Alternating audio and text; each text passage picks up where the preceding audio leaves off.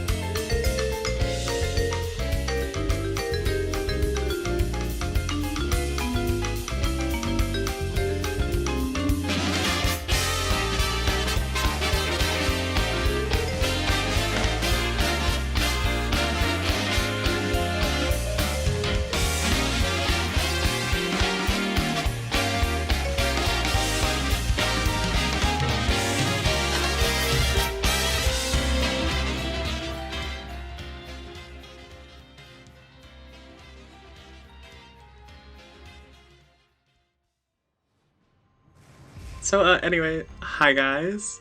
Welcome back to the channel, and welcome to the first new game and new video I'm recording in 2024.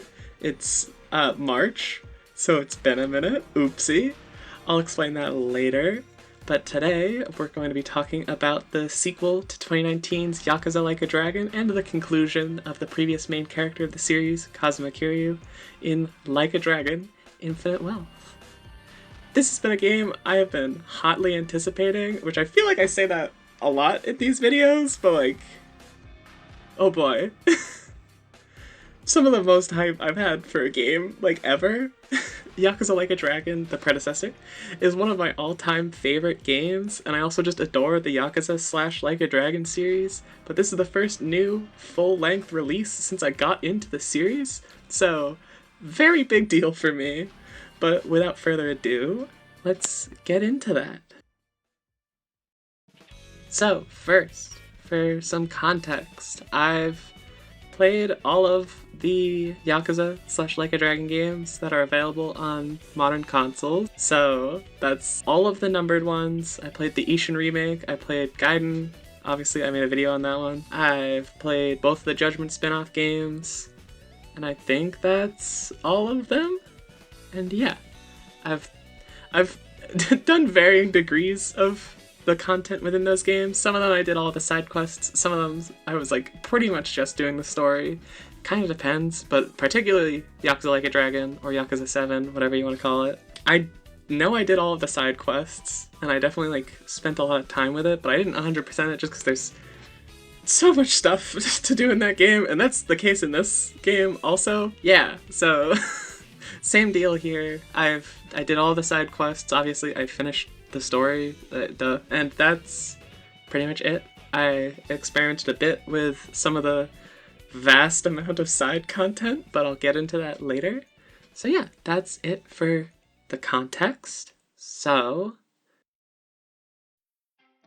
we can talk about the story, or at least give you an introduction to the story so you kind of know what's happening, but I'm gonna keep it vague because that's actually something that I wanted to talk about with this game in general, is that it's like the most direct sequel, story-wise at least, that like any of this series' games have been, like, ever. Like, it's kind of crazy. Like, there's a lot here, story and characters, and they even like some of the sub-stories and like side content is very explicitly like mentioned and relevant in this game, which I think is really nice and fun. Like, it's something that like you don't really think about until you experience it, I guess.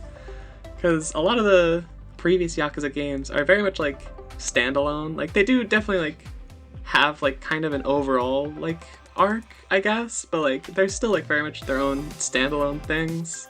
Whereas this game, and also kind of Gaiden from a couple months ago, which I mentioned in that video also, is very much tied into previous games. And as I will mention later, this game has a ton of fan service for the previous games. So it's like, although that stuff, it's much more like you'll get more enjoyment if you did play the games, whereas there is some like story and character stuff that you're kind of just expected to be in the know about in this game, which hasn't really been the case, like, ever in a Yakuza game. But I kind of like that, especially, you know, as mentioned, I've played all of them, so I'm not getting filtered out at all by that, so do with that what you will. I'm gonna be kind of talking about it, assuming you at least sort of know what happens in 7, and if you don't, I don't want to, like, spoil it for you, so I'm gonna avoid being as specific as possible when it comes to the previous games, but I will give you just a general lay of the land for this game. So the story starts pretty slow, and I don't mean that in a bad way. It very much is trying to set up where these characters and their lives have kind of gone in the 2 years between Like a Dragon, or 7 as I'm just going to be calling it for convenience sake, and the beginning of this game. So, like, there's just, like, a lot of stuff that's kind of changed for these characters. It lends even further into this being much more of a direct sequel. And I think that's really nice. It's cool. And I also just, like, love these characters. Like, characterization was phenomenal in 7, and that continues in this game, as I'll get into later. But so, it's, like, these characters that I love a lot. So it's just, like, kind of nice to be just, like, slow and, like, kind of catching up with them. Like, what's going on with everybody. Ichiban, the main character, and also the main character from the previous game, is, like, employed.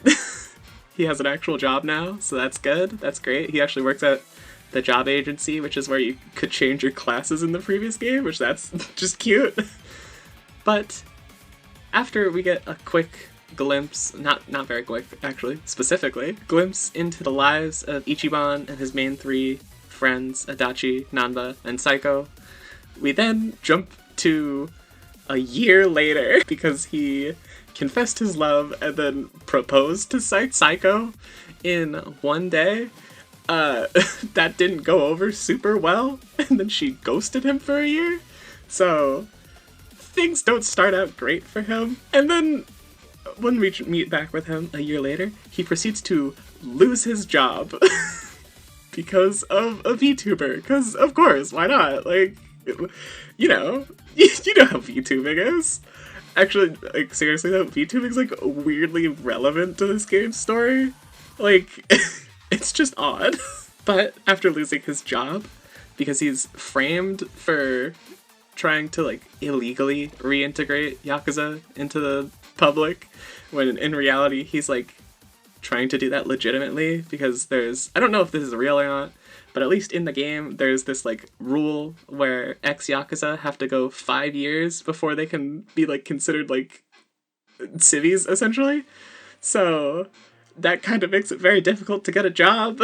So he's very much trying to help those people, and he's trying to help fulfill his father figure from the previous games, wishes, and all of that jazz. And I think that's a great setup. I think it's very fitting for Ichiban. Like, it just makes sense for him as a character. He's a total sweetheart. Like, of course he would be doing this.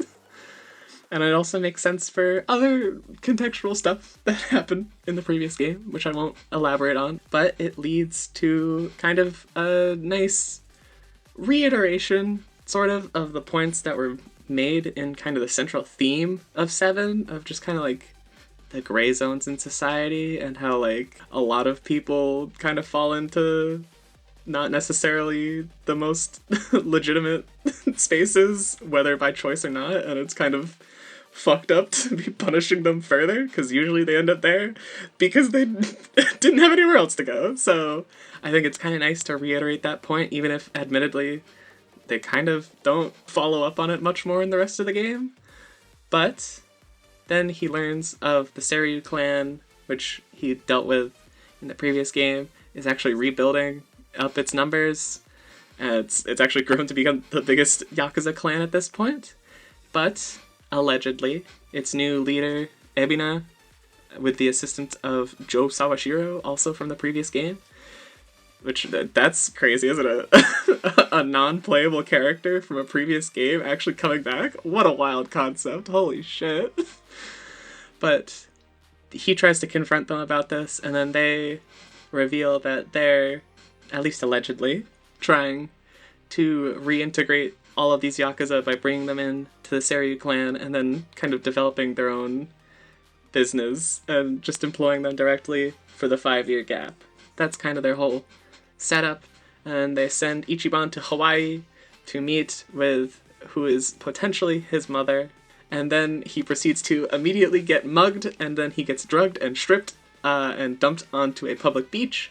This all happens by 2 separate future party members. Just to give you an idea of who Ichiban is as a person, that he recruits both of them to be part of his party. Then, after that has all happened, he meets up with Kazuma Kiryu, the main protagonist from the first 7 games, as well as Gaiden. And he reveals that he is on a mission, because he's a secret agent now. He's like a super spy. That's like a whole thing that happened in Gaiden, to also look for Akane, who is, allegedly, Ichiban's mom. And she's a member of like this religion/cult thing called Palekana. And essentially, the intrigue all comes from these 3 major crime syndicates of Honolulu City. The Yamai Syndicate, the Ganja, and the Barracudas are all also looking for Akane. And so it's kind of just a whole thing. So that's like kind of just like the very basic setup. Did that take like 6 minutes to go through? Yeah, that's still the basic setup. You saw how long I played this game. The story's not that long. I did spend quite a bit of time with side content, however. But that's all I'm gonna say about story stuff for now. Overall, I will say that I did enjoy it a lot, particularly from the characters and the set pieces. But I will say that it definitely has some issues, particularly with the ending, which I will get into in the spoiler section, because obviously. But, in the meantime, we can talk about at least some of the characters. So, first of all, there are 4 new party members. One of them gets his own whole section. You'll see why. But the other 3 party members, I love very much. First of all, Sonhee, she's a main character from the previous game, but she wasn't a playable character, and it was so annoying. I was so mad. Like, as much as I love Jungi, I was so mad that Sonhee didn't join the party. Oh my god. But so I'm so happy that they just kind of threw her back in.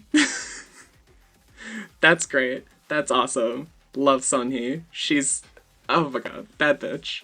And then there's 2, like, proper brand new characters that were added to the party. One being Eric Tomizawa, who's so good. I love Tomizawa. He's such, like, the straight man to, like, the whole party dynamic here. Like, he's very much like the what the fuck is going on, guys? What's happening here? He's great. I love him so much. Also, this game is pretty funny at points, and especially this bit right here. Like I throw myself between a gang of homeless goons and some no-name foreigners. I only serve the American public, friendo. I am an American, you ass! God, you're full of shit. And then the other brand new party member is Chitose Fujinomiya.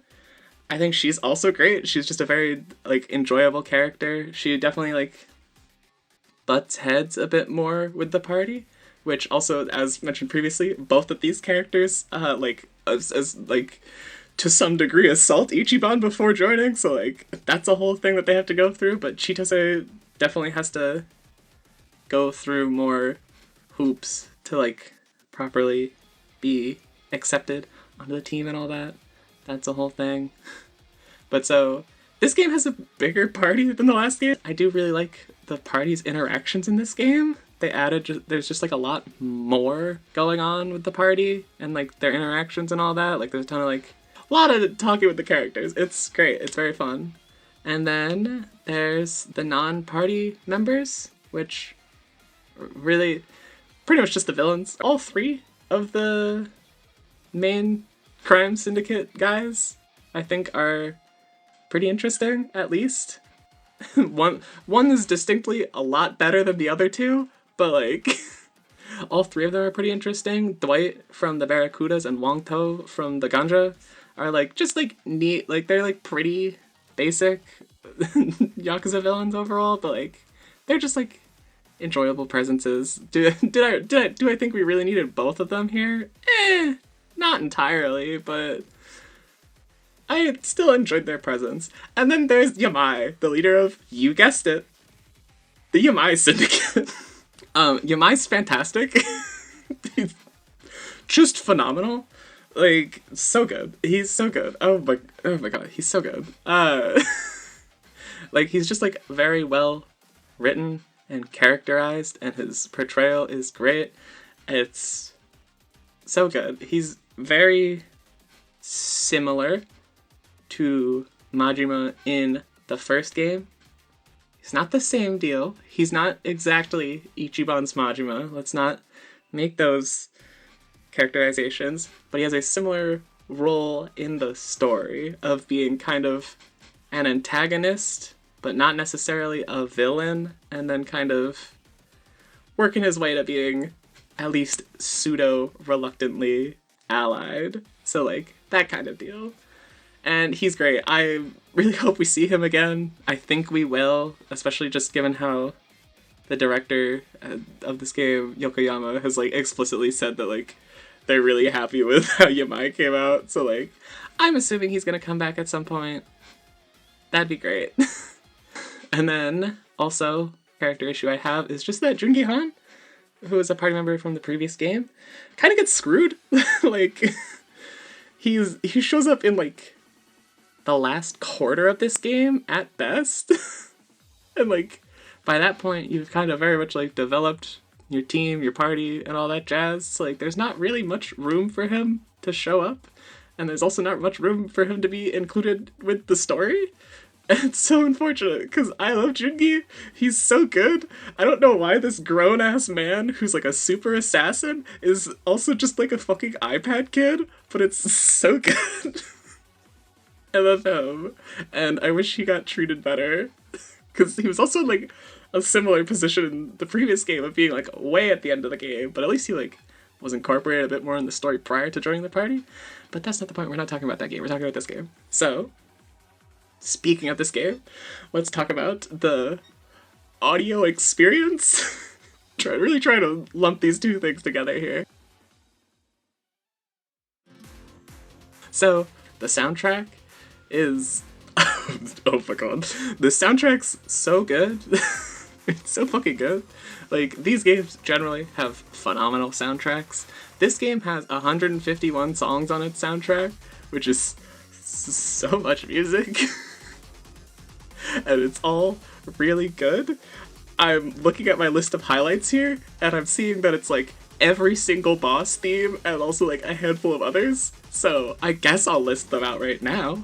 But the song that plays in the Seiryu Clan raid, which I totally forgot to check the name of, the Life Is Sweet, all three of them, Never Look Back, Barracuda, Twin Machetes, Camouflage, Griff Tiger Fuel Locker, Pelicana Dance, Kooky, especially Kooky, oh my god, Brutality Rebuild, Tyrant of the Ocean, Impregnable Triangle, Jesus Christ, we'll get back to that one, Impersonation, The End of Denial, Warriors Bond, Never Look Back, Sanctions, Receive and Believe You, The Four, again we'll get back to that, District 5, Active, Defiant Charm, Wicked Way, Full of It, and I'm Jelly. There's so many good songs in this.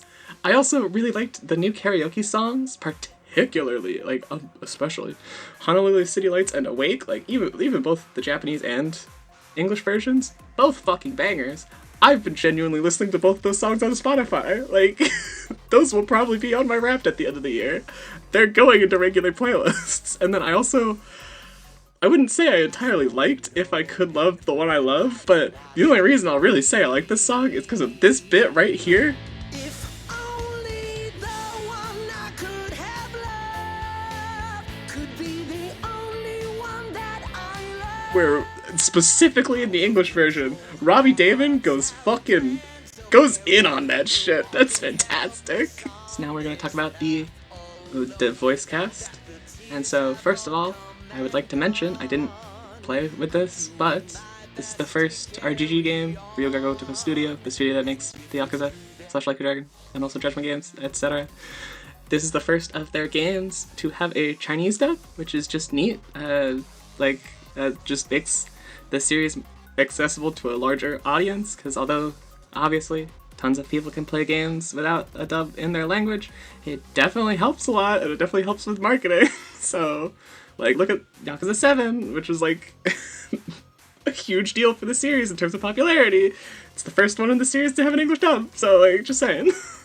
And speaking of the English dub, I played with that because I like to sin, so... But, in all seriousness, like, the English dub in the RGG games, aside from the first game, no, I don't want to talk about that, is, like, phenomenal. Like, just, like, really good.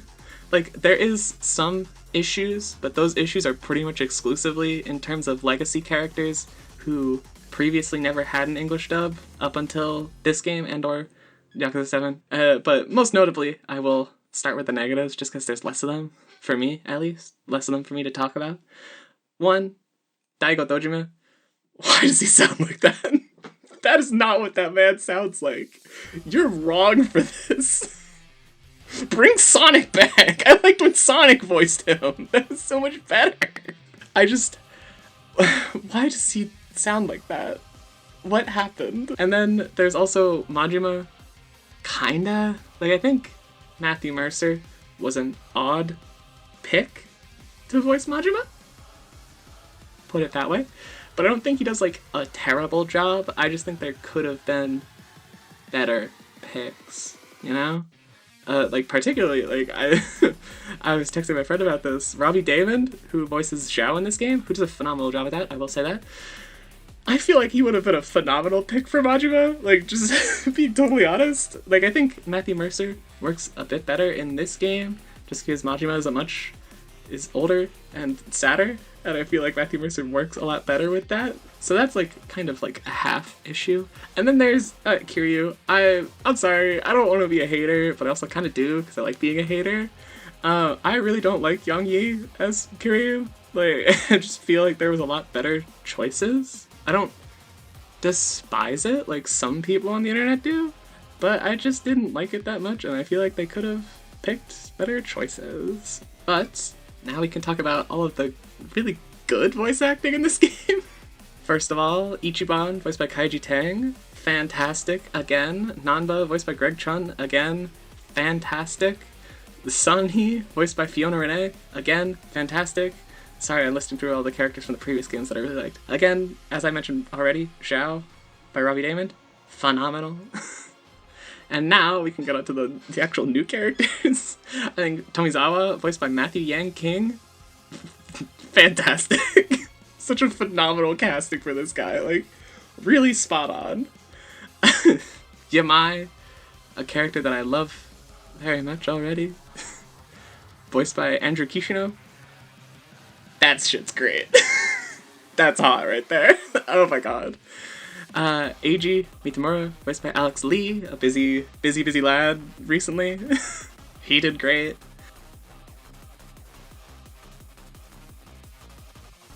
And then the two big ones, the two kind of crazy ones. One, we have Dwight, who is voiced by Danny Trejo. just Danny Trejo. Like, he looks like him even, like... The Yakuza series has done this before, but it's always been with, like, Japanese celebrities, which makes sense, because it's a Japanese game. And up until very recently, only had a Japanese dub. But, this is just Danny Trejo. What the fuck? And then, finally, Ebina is voiced by Daniel De King, which is, again, just kind of wild. But they both do really good jobs voicing the characters that they do, so, like, I'll take it, I guess. I'm a little confused, but okay.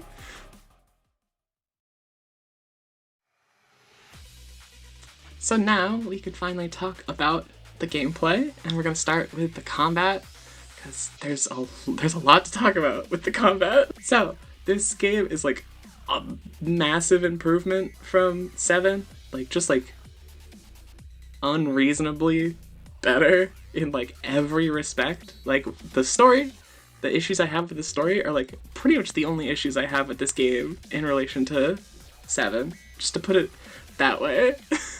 This combat's hugely improved. Like, there are so many features that I'm not gonna get into nitty-gritty details on, because this video is already half an hour long. Oh no. Huge improvements to the combat. 1, you can move your characters around in combat. I get that it's a turn-based game, but you can't make a turn-based game that's very centralized around your character's positioning and not let you move them around. You kind of just have to pray. That's great. There's proximity attacks, which I don't know if this was in the previous game or not, because again, you couldn't move your characters around, so it was just kind of hoping and praying. So like, maybe it was, but I don't remember genuinely. There's weapon attacks, which again, were in the previous game, but thanks to being able to move around, you can do them so much more, because you can just move over to near a weapon and pick it up, instead of, again, say it with me now, hoping and praying. There's tag team attacks, where like, if you're standing close enough to a character and your bond is high enough, if you do a standard attack, when you attack, that character will also attack. So that's also great, and again, it's something that I don't remember if it was in the previous game, but again, you couldn't move around, so who's to say? In terms of actual, like, direct changes that I know for sure were changes, they changed how buffs and debuffs work. How in the previous game, when you did a buff, if you did it again, it just extended its duration, whereas now in this game, you can stack them up to 3 times. That's fantastic. I like that so much more than extended duration. I don't know why games do that sometimes, I'll be honest. It's probably some weird balancing thing, which, speaking of which, this game is way better balanced than 7. Like, I love 7 so much. That game is so not balanced. What the fuck was head trauma? Why is this attack one of the cheapest attacks in terms of SP? One of the single strongest attacks in the game. There's also the addition of being able to gain your magic points. I just called it SP there, sorry. From using basic attacks. Again, like a lot of these make the basic attacks like just like way more useful. There's also the addition of grapple attacks, which were in the previous game, but were never indicated. And essentially what they did is that if an enemy was guarding, it would break the guard and do additional damage when you're breaking guard. That was a thing in the previous game, but enemies never said when they were guarding, and your attacks didn't tell you if they were a grapple attack or not. So it's just stupid. But it was technically there, it's just more visible. Another improvement that's kind of just slight tweaking is with how weaknesses and resistances work in this game, where in the previous game it was like kind of just like a percentage thing, but that wasn't directly indicated like when you're in battle. So like an enemy could have a 1% weakness to something, and another enemy could have like a 50% weakness to something or some shit.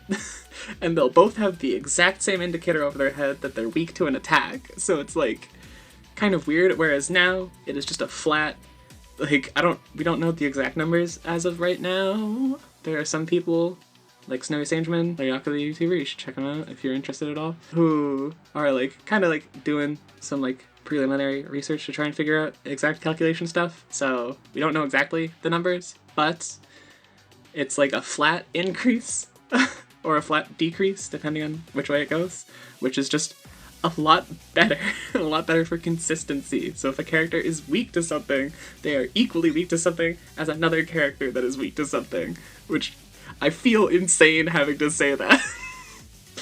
But it's nice that it's here now. And then there's also just like reworked job stuff / new job stuff. So the new jobs overall, very fun.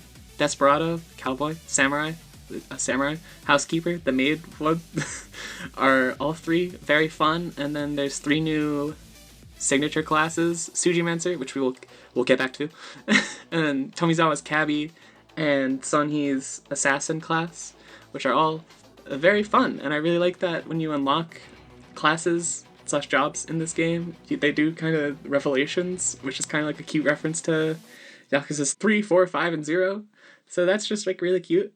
And then with the job stuff, they made permanent stat raises from the jobs much more common and prevalent compared to how they were distributed previously. So it just makes it much more worth your while to level up jobs, even if you don't plan on actually like sticking with them. And then along with that, they reworked how skill inheritance worked, whereas in the previous game there was just like set skills with each class that you could inherit onto your next jobs, but there wasn't like a limit to how many skills you could inherit.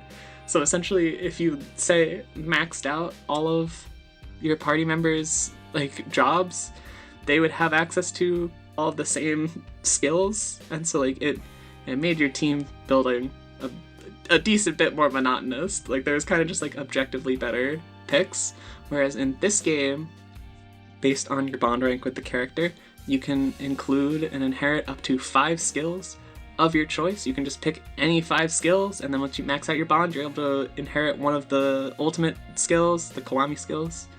And I just like that a lot better. It makes it a lot more interesting, just like building out your team, you know, and it's like, oh, you gotta like work out like what's the better skills and all that stuff, and like what you need more on your team, like in terms of elemental / weapon coverage, like, and healing and all that jazz. I think it's a lot better this time, and from what I've heard from other people, I think they generally agree. So yeah, that's the combat ramble. It's so much better this time. Oh my god.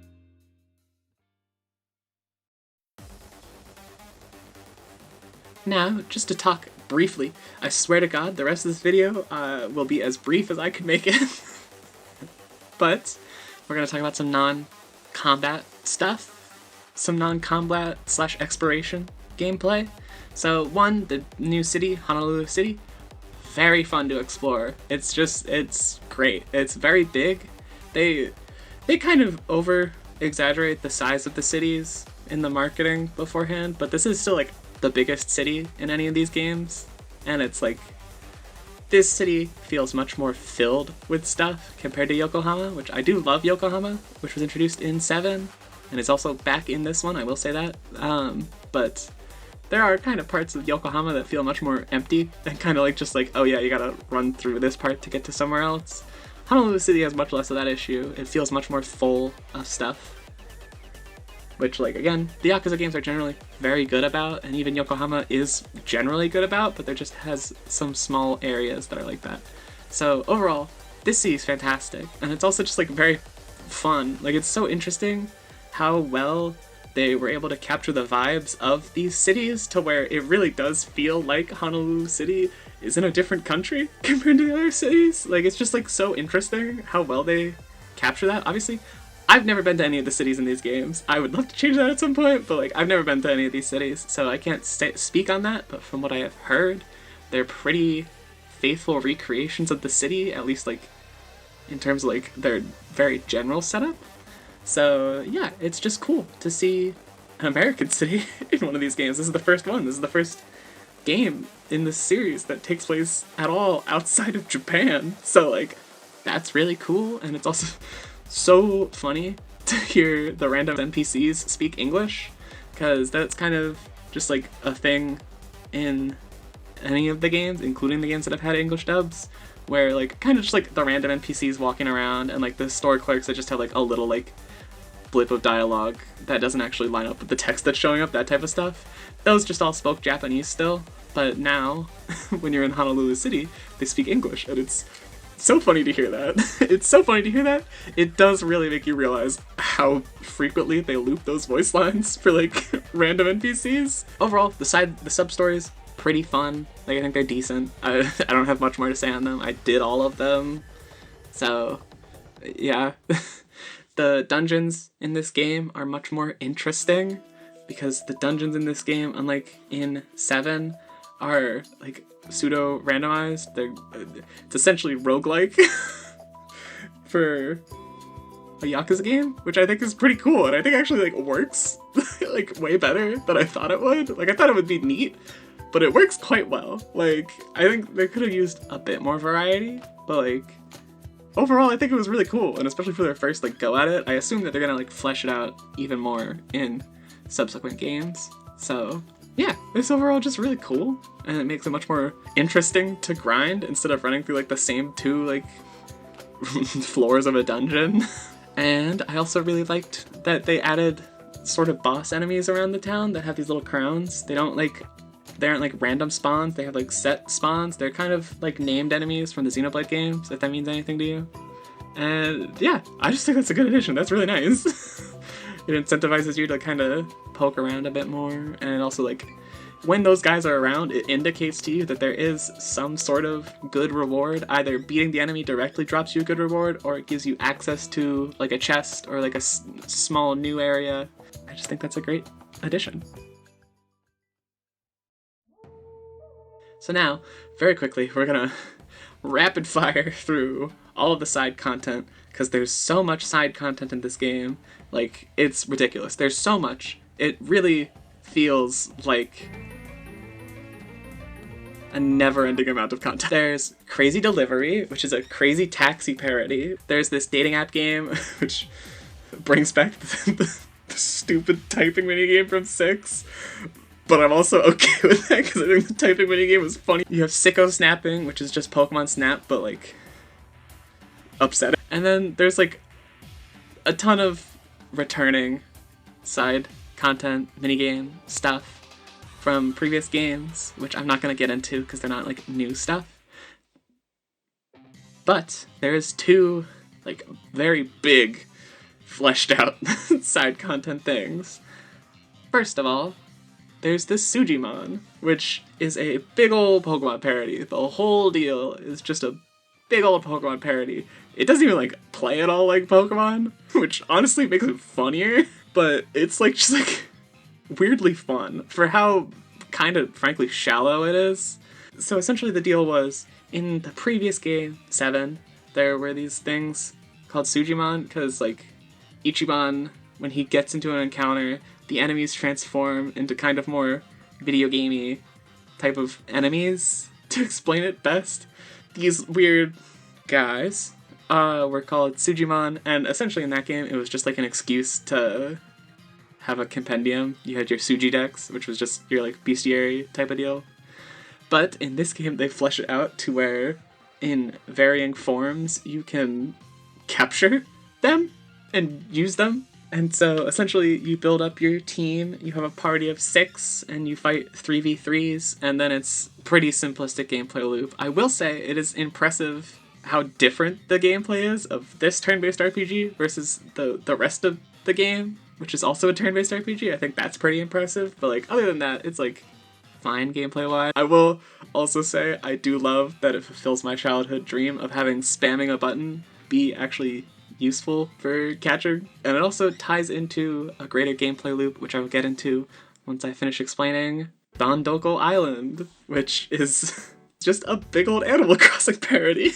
I don't know what they were on with this game, that they made this big ass game with a ton of mini games, and they're like, what if we added Animal Crossing into it? And then they did, and it's like pretty good. Like, it's relatively simplistic, and like frankly the way the game is designed, it kind of encourages you to make just an ugly ass island. At least that's what I did. You can behold all of its beauty and splendor right now. It further fleshes out the gameplay loop that is going on with Sujimon though, because it has this special other island that's not attached to the island that you're designing. That's essentially just the Poképelago from Pokemon Sun and Moon, where you can send your Sujimon and they can do little tasks to get you items and stuff, and they can also just like grind and level up on their own, which is just like fun. It's just kind of neat to like, you get Sujimon from an assortment of things, and you can send them here to do tasks and also level up, and then even once you level them up, you can use them in the Sujimancer class, as I mentioned earlier, which essentially all of the attacks that the Sujimancer class uses are tied to one Sujimon of each element.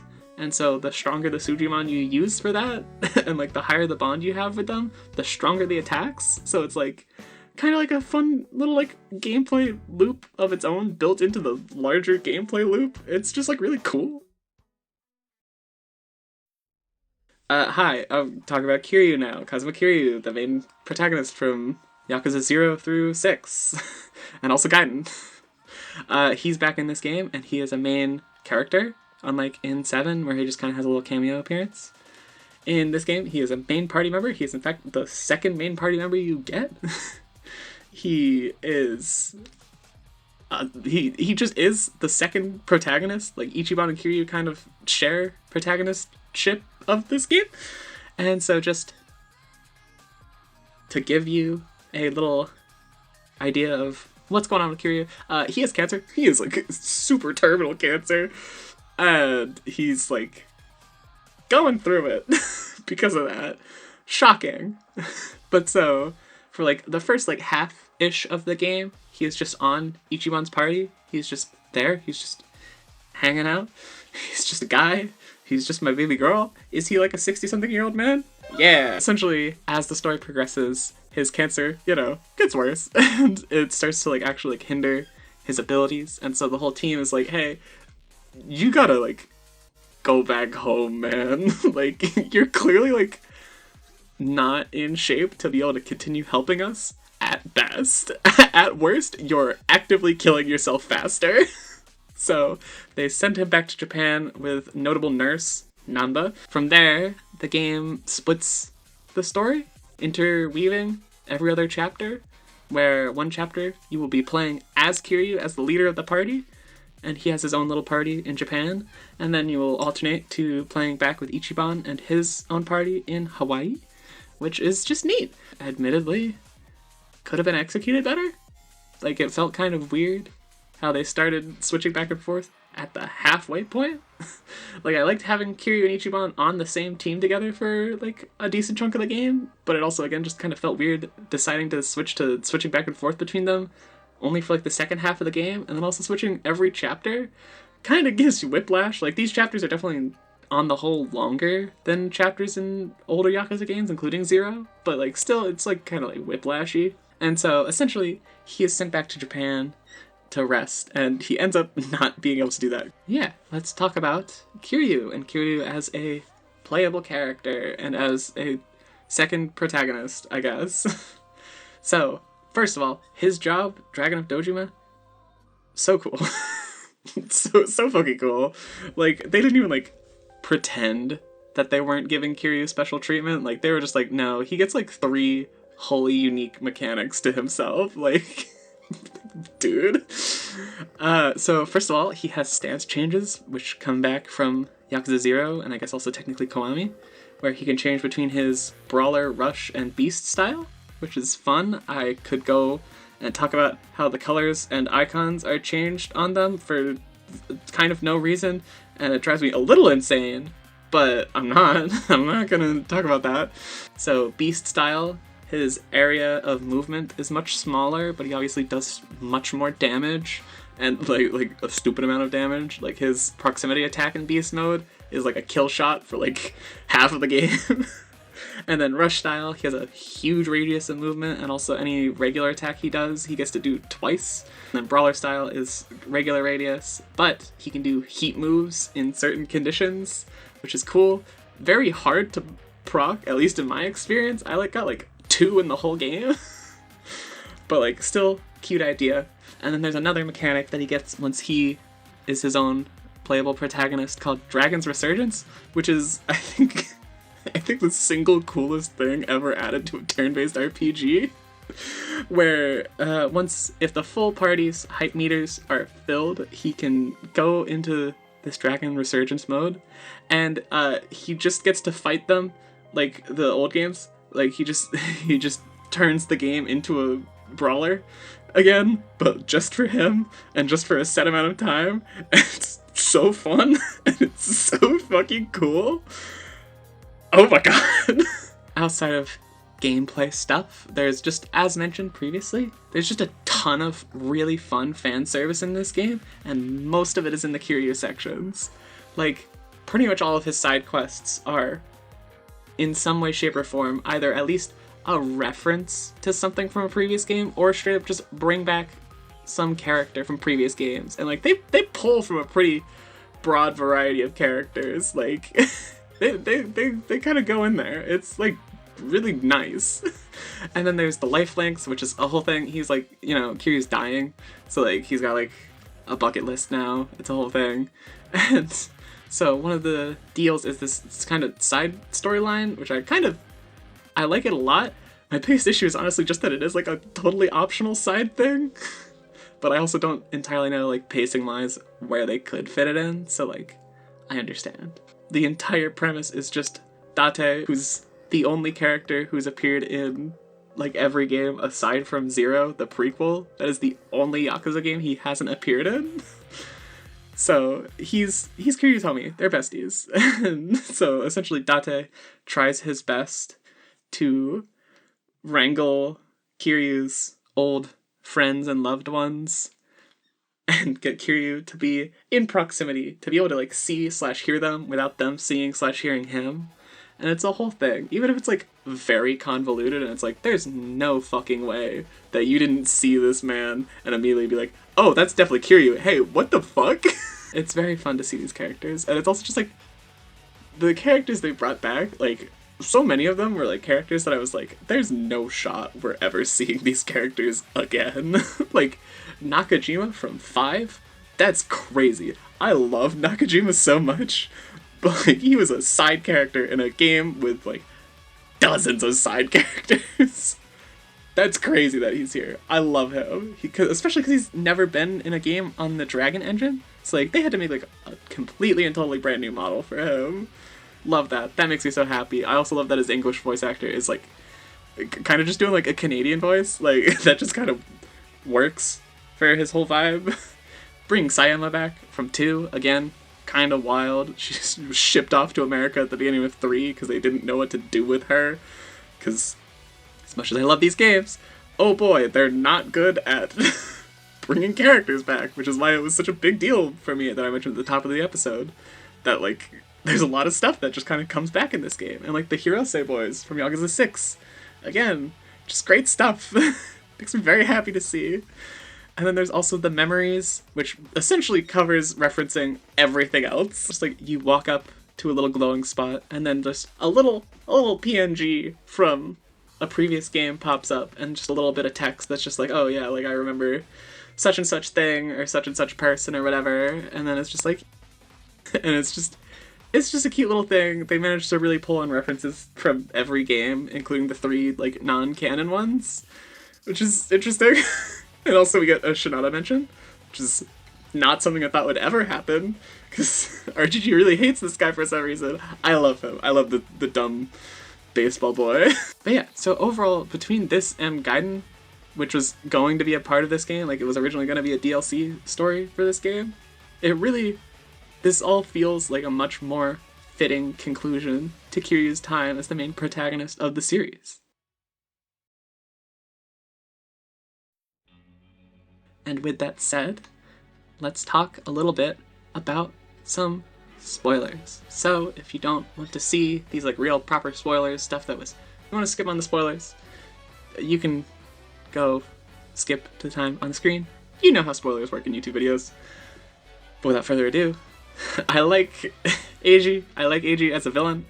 I think he's just like, he's like the type of villain that's just like an enjoyable dick. Like, he's just like, you kind of just like watching him be a fucking asshole.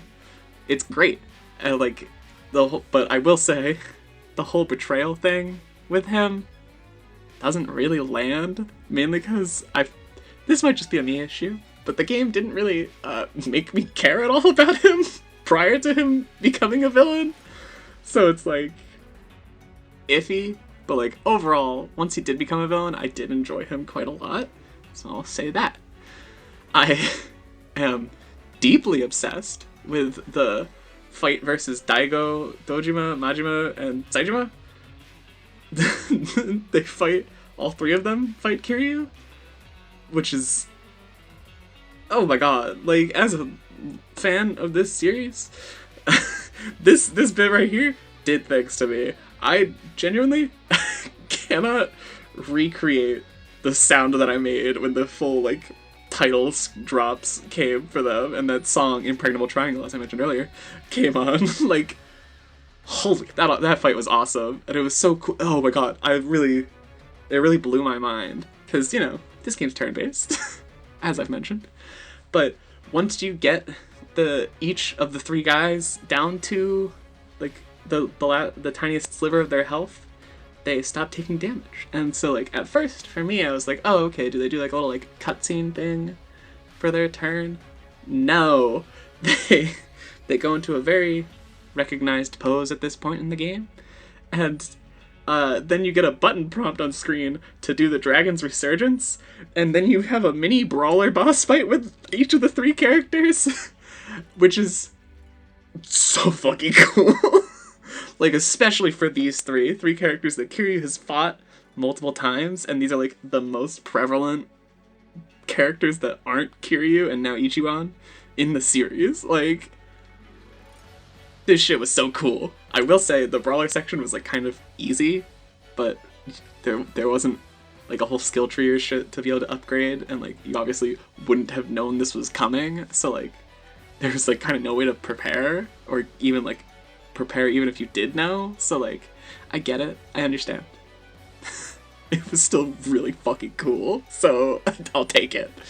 And then when they come back during the Millennium Tower climb, because of course there's a Millennium Tower fight, of course, they come back and they assist Kiryu, and it's like all 3 of them show up, and it's like a whole thing because they weren't gonna do it, but then they do it, and it's like, oh my god, they're here, wow, that's crazy. And then instead of the fight or the cutscene continuing, you start a fight, and all 3 of them are in your party. Instead of your party members, it's Kiryu, and then there's 3 homies. Which is so cool. Like, you don't get to control them, unfortunately. They're like NPC party members, which was something that this game has dabbled with a lot more. I think that shit was also cool as fuck. And also, the song The 4 that plays here, fantastic. Again, as I mentioned previously, really just, oh my god. As much as I wish these characters got to do more in this game, the little bits that they did have were like so peak. But so now we're talking about like the ending, and that's where the issues really come up. It felt kind of like it just sort of happened, and it felt rushed, which is impressive considering how long this game is. It's kind of impressive how the ending still managed to feel rushed. Like, I think even just adding like 1, maybe 2 more chapters would have helped a lot. I think the Bryce final boss and the Nele Island long fight were just, like, fine. They were decent. There's been a lot worse in Yakuza games. I think they were fine. I think the intro to the Bryce fight, cool as fuck. Oh my god. But then the Millennium Tower long fight was good. I liked the long fight there. I think it's probably one of my favorite, if not my favorite, Millennium Tower fight. But the Kiryu versus Ebina fight, I liked the fight, but Ebina, the character, is like kind of whatever. It's not super great, because he's kind of trying to be like the stoic, conniving tactician type, and they're also trying to make him the power-hungry type, and they're also trying to make him the he's kind of just crazy type. Like, it all kind of clashes, and it doesn't work great character-wise. Fight-wise, again, I personally liked the fight, even if I think it could have been a bit longer. It felt kind of short to me, but maybe I was just over-prepared or something. Maybe I'm too good at the game, who's to say? And then there's Eiji's ending, where Ichiban helps him, and, like, it's a whole thing. But, like, it feels like they skipped a step there. Like, it's a cute scene, in theory, and it makes sense for Ichiban as a character. But it feels like, at least for the viewer, they kind of just skipped a step to suddenly, from the last time you see him to this. So, I don't know. I feel like they're trying to set up Eiji to, like, come back and be kind of, sort of reformed at least. But, like, I also could so easily see Eiji disappear and never be mentioned again. Because, this series loves to do that. Then there's Kiryu's ending, which I'm kind of torn on. I'm torn on it because it depends on how they handle it in the future. So essentially, Kiryu doesn't die, or at least he hasn't died yet. Like, essentially, through the progression of the story and all of his side stuff, he essentially, like, is reinvigorated with life, because, like, his whole deal for most of the game is that, like, he's fucked up a lot. He's done a lot of not great stuff. He's at the end of his line. He doesn't fear dying at this point. He's kind of lost everything at this point, frankly. But then, like, by the end of the game, he's kind of reinvigorated, and so he actually, like, is trying to get treatment for his cancer, because that's kind of the whole thing, is that he wasn't getting treatment for it, which, like, to be fair, as far as he is aware, it was, like, super very terminal cancer, so, like, there wasn't really anything they could do. So, like, that's, like, its own whole thing. So he at least hasn't died by the end of the game. There's still a real possibility of him dying from cancer later. I don't think they'll do that. If they weren't going to do it here, I don't think they're going to do that ever. But I'm torn on it. Because I feel like a lot of this game, and especially a lot of Kiryu's sections, kind of set this game up to be the perfect ending for Kiryu's story, as I mentioned.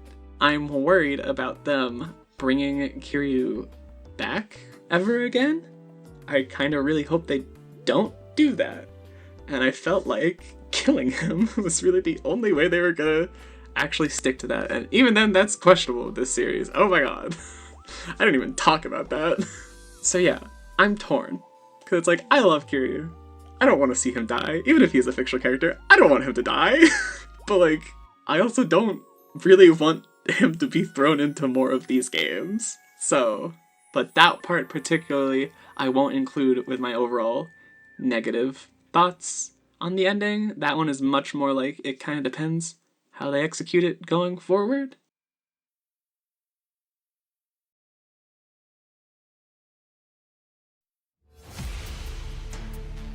So, from a gameplay perspective, I can easily say that this game is far and away better than the previous turn-based installment, Yakuza Like a Dragon. Combat is strictly improved, and many of the issues that were in the previous game have been fixed, on top of a ton of just brand new additions. Along with the series' signature side content and mini-games that really just makes the game feel like it's never gonna end. This game has a little bit of something for everyone, and I can easily recommend it to anyone for the gameplay alone. On top of all this, the story, on the whole, is great. Lots of excellent and fun plot points and a number of delightful characters. Admittedly, it does follow in the series' shortcomings with one or two plot points that are kind of dumb or bizarre or even a little lazy, but if you've played to this point in the series, I think you're in for it. The ending, like literally the final chapter, is the only area of the story, or even really the game as a whole, that I have any major issues with, and even then, it's more that it somehow feels rushed. I would recommend at least playing the previous game, Yakuza Like a Dragon, and maybe Gaiden for story reasons. Really, the more previous games you've played, the more fun this game will be to play, but it ultimately is a phenomenal game and just keeps making me more excited for the future of this series. So yeah, hi, welcome to the end of the video. Thanks for watching. I'm looking at how long the recording is, and I really hope I cut that down for y'all, because oh my god, I talked for so much. I'm not surprised I did, but boy was I genuinely trying to make this video shorter. Uh-oh. But speaking of which, that is going to be something I'm going to be much more intentional with going forward. This game was a big deal for me. I've been hyping it up both for myself and also even in the videos. So like, this video I knew was going to be a big deal, and it was going to be a big long video, and I hope it came out good. I hope y'all liked it. But going forward, I want these videos, these Flora's Garden videos, to be way shorter. Because like, it's been a while since I posted a video, and it's been even longer since I recorded a video.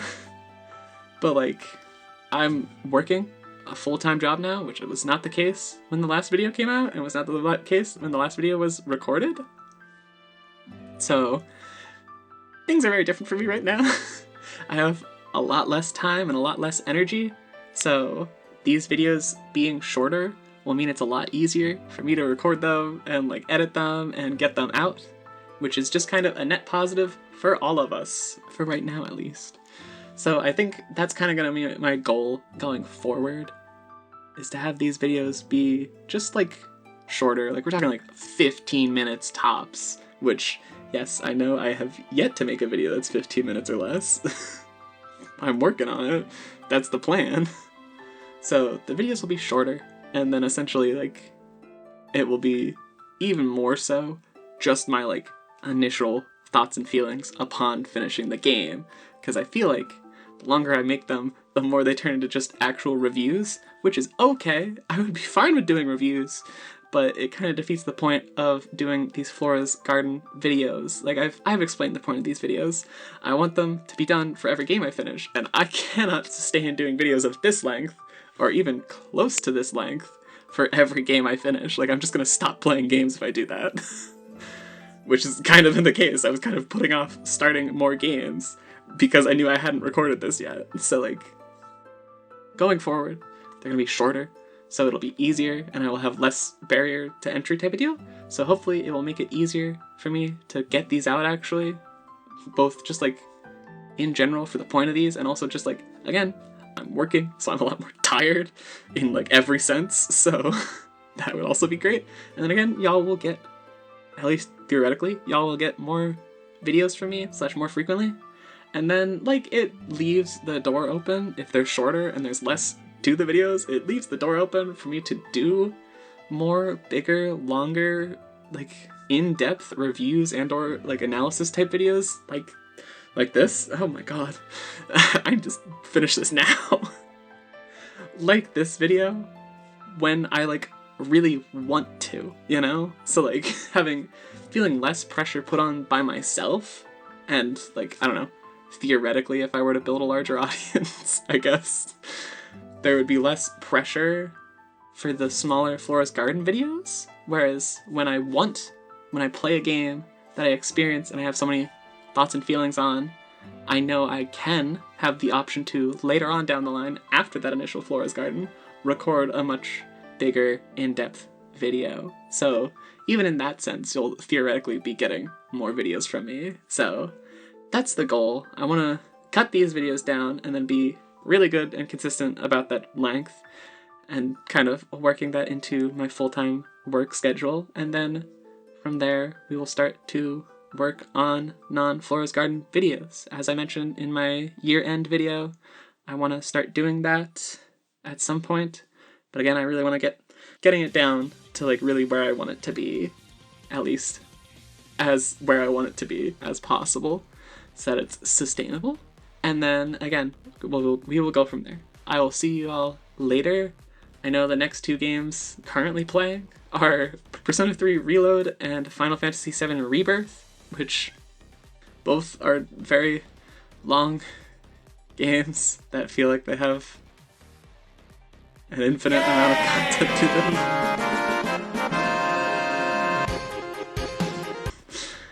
So I will see you when I finish one of those, and hopefully I will have a lot less to say on them. I've been enjoying both of them so far. Hopefully I will be able to condense my thoughts on both of them, and I will see you then, whenever that is. So bye.